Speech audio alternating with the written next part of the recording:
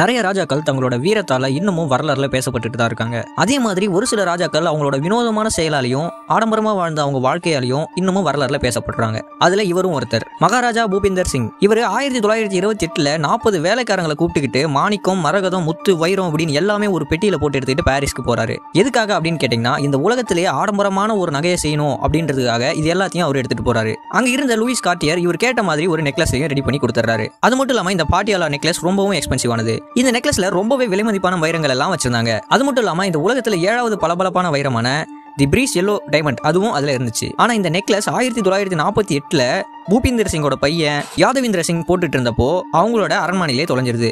ரொம்ப நாளைக்கு அப்புறம் அவங்களுக்கு இந்த நெக்லஸ் திரும்பவும் கிடைக்குது. ஆனா அதுல இருந்து பல விலைமதிப்பற்ற கற்கள் எல்லாம் காணாம போயிருக்கு. மறுபடியும் இதை கார்டியர்ட்ட கொடுத்து முன்னாடி இருந்த மாதிரியே அதை ரெடி பண்ணி இவங்க வச்சிருக்காங்க. அது மட்டும் இல்லாம இந்த மகாராஜா பூபிந்தர் சிங் எக்ஸ்பென்சிவான கார்ல ரொம்பவே ஈர்ப்பா இருந்திருக்காரு. இவரோட கேரேஜ்ல ரோல்ஸ் ராய்ஸ் மட்டுமே சுமார் 27க்கு மேல வச்சிருந்திருக்காரு. நம்ம இந்தியாவில முதல்ல சொந்தமா விமானங்கள் வாங்கினதும் இவர் தான். 1 2 இல்ல 3 சொந்த விமானங்களை மகாராஜா பூபிந்தர் சிங் வாங்கினாரு. இந்தியாவில முதல்ல சொந்தமான விமானங்கள் வாங்கினது இவர் தான். 1911 India tour of England cricket மேட்ச்க்கு இவர் கேப்டனாவும் இருந்திருக்காரு. இவர் ஒரு ப்ரொஃபஷனல் கிரிக்கெட்டரும் கூட. பாட்டியாலா 11 அப்படின்னு ஒரு கிரிக்கெட் டீமையை இவர் உருவாக்கி வச்சிருந்தாரு. அது மட்டும் இல்லாம ஹிமாச்சல் பிரதேசத்துல இருந்த உயரமான கிரிக்கெட் ஸ்டேடியத்தையும் இவர் தான் கட்டி முடிக்கிறாரு.